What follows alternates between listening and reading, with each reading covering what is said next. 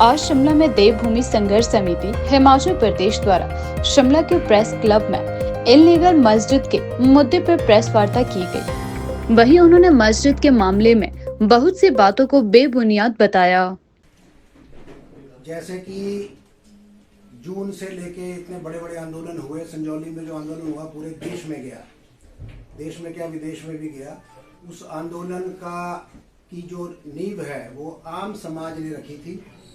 उस समाज की में जो आक्रोश था वो कई जगह पे निकला। संजौली में बहुत बड़ा आंदोलन हुआ, उसके बाद लगभग 40 से 50 आंदोलन पूरे प्रदेश में हुए और हमारे लगते हुए जो राज्य उत्तराखंड है वहाँ पर भी काफ़ी देवभूमि के नाम से जिसको जाना जाता है वहाँ पर भी आंदोलन हुए। और हम चाहते हैं कि जो डॉक्यूमेंट्स हमारे पास हैं वो डॉक्यूमेंट्स भी मीडिया में आए, ताकि इन डॉक्यूमेंट्स के साथ किसी भी तरह की कोई टेम्परिंग, कोई छेड़खानी किसी भी विभाग के अधिकारी के द्वारा ना की जाए, जो हम आपको आज दिखाएंगे। तो सबसे पहले हम आपको ये बताना चाहते हैं कि 31 मार्च 2010 को संजौली के लोकल लोगों ने ये शिकायत जो थी वो एपी साहब को की कि संजौली में पॉस एरिया के अंदर एक इलीगल मस्जिद का निर्माण किया जा रहा है, जो कि प्रदेश सरकार की जमीन पे किया जा रहा है। और जिस रिपोर्ट के ऊपर जो जेई थे, तत्कालीन जेई, वो 31/3/2010 को स्पॉट विजिट करते हैं और वो देखते हैं कि वहां पे एक नई मस्जिद का निर्माण हो रहा है, जिसके पिलरों के लिए गड्ढों की खुदाई हो रही थी। वो मौके पे जाते हैं।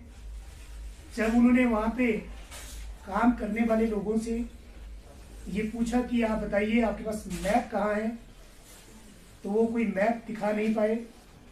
जेई साहब ने म्यूनिसिपल कॉरपोरेशन की एनओसी के बारे में जब उनसे जिक्र किया तो उन्होंने कहा हमारे पास कोई एनओसी नहीं है।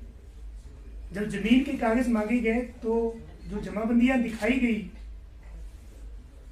जेई साहब को, उस जेई को दिखाई गई जमाबंदी के मुताबिक जहां पे ये इलीगल कंस्ट्रक्शन हो रही थी उस जमीन के मालिक हिमाचल प्रदेश सरकार थी। तो जेई साहब ने बहुत बढ़िया रिपोर्ट जो है वो आकर के अपने एपी साहब को सबमिट की और उस रिपोर्ट में ये लिखा कि जो एक मस्जिद का निर्माण हो रहा है, ना तो इनके पास कोई सैंक्शन मैप है, ना एमसी की एनओसी है और ना ही इनके पास कोई रेवेन्यू रिकॉर्ड है, तो क्यों ना इनके खिलाफ कार्रवाई की जाए। लेकिन उससे पहले हमारे जेई साहब ने 253 ऑफ एमसी एक्ट 1994 का नोटिस स्पॉट पे दे दिया कि आप ये जो पिलरों के गड्ढों की खुदाई कर रहे हैं ये काम आप बंद कर दीजिए। और उसके बाद 254(1) में जो रिपोर्ट है वो कमिश्नर साहब को सबमिट कर दी गई। लेकिन उसके बावजूद भी जो वक्फ बोर्ड था और संजौली मस्जिद कमेटी के लोग थे, उन्होंने इस मस्जिद की इलीगल और अनऑथराइज्ड कंस्ट्रक्शन को जारी रखा। लेकिन उसके बाद जेई साहब मौके पे ना जाकर के उनको काम करने उनको दिया गया, जो कि इलीगल था और गैर कानूनी था। और उसके बाद जब संजौली मस्जिद कमेटी के प्रधान मिस्टर मोहम्मद लतीफ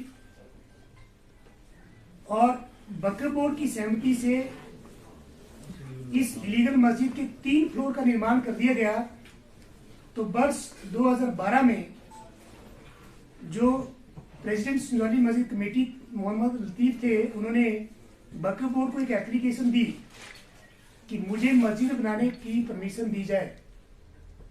बड़ी हैरानी की बात है कि 3 फ्लोर बन गई, ना तो एमसी ने कोई कार्रवाई की और ना वक्फ बोर्ड को इसके बारे में पता लगा। लेकिन बावजूद उसके जो वक्फ बोर्ड है उसने 16 अक्टूबर 2012 को प्रेसिडेंट संजौली मस्जिद कमेटी को एक एनओसी जारी की कि आप मस्जिद का निर्माण कीजिए, लेकिन वक्फ की लैंड पे और अथॉरिटी से अप्रूवल लेकर के।